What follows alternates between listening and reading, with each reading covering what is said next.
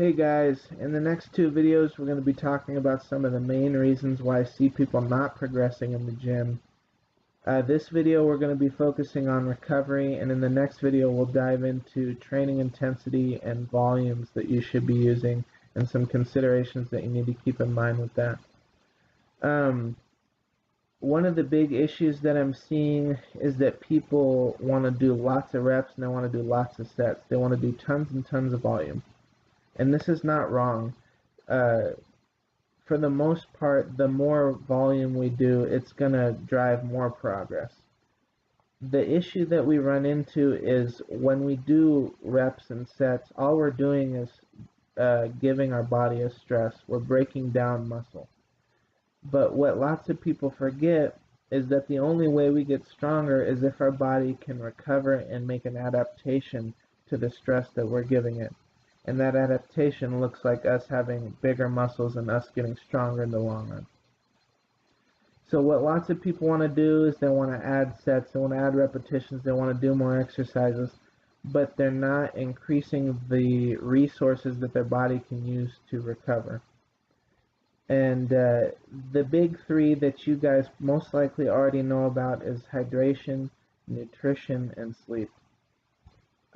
This is something that everybody's pretty familiar with and that there's lots of good information about. But there's one big problem that I see consistently with people, and that it's people don't want to take small, consistent steps forward. For example, it's pretty common knowledge that an optimal place for you to start is about 1 gram of protein per pound of body weight. So if you're 170 pounds, you want to be about 170 pounds of protein. What I'll see very commonly is somebody that's 170 pounds who's currently taking in, let's say, 75 grams of protein a day. They want to jump right to 170 grams of protein a day. So they want to increase their daily protein intake by 100 grams every single day.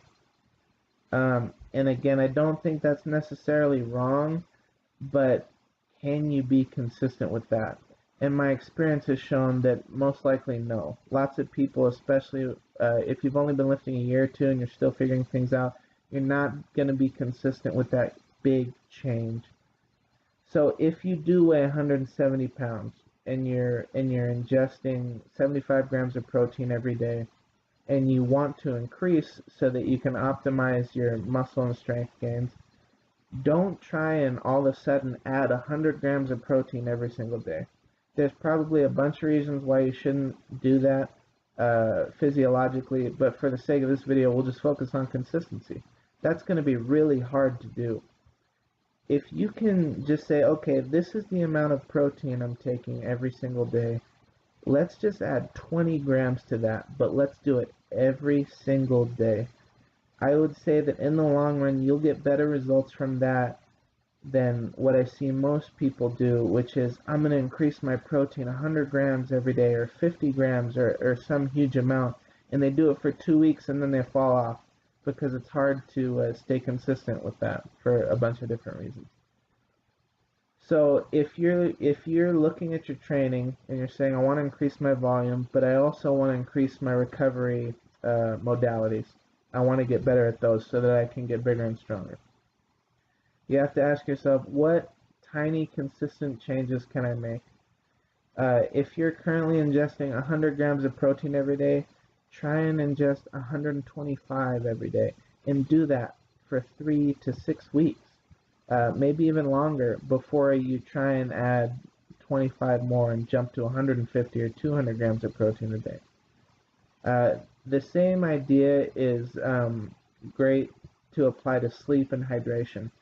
Lots of people, oh, well, I'm only sleeping 4 hours a night right now, but I'm going to try sleeping 8. Well, instead of trying to increase your sleep by 4 hours every night, which is probably going to be really rough on your schedule and it's going to be hard to be consistent with, take the 4 hours, add 1 or 2. Say, okay, I'm getting 4 right now, I'm going to try and add 1 hour of sleep every night. So you kind of see where I'm getting with this. People know what to do. There's so much good information on nutrition and recovery different recovery stuff that we need to be doing. But very often I see people making these big dramatic changes that they're not capable of being consistent with. So take a very, very small change, whether it's with nutrition, hydration, getting more sleep, whatever it is, but make sure that you do it consistently. Do it for 6 weeks. Take the time to make it a habit. And then, once it's become a habit, then you can take it to the next level. Add a little more protein, a little more carbs, get an extra hour of sleep, whatever it may be. Consistency at the end of the day will always be more important than the intensity of what you're doing or the amount of what you're doing. Thanks for tuning in, guys. The next video, we're going to be getting into specifics about training volume and some things that we can do with that to help optimize your training. If you liked the video, go ahead and press the like button and subscribe to the channel. Thanks.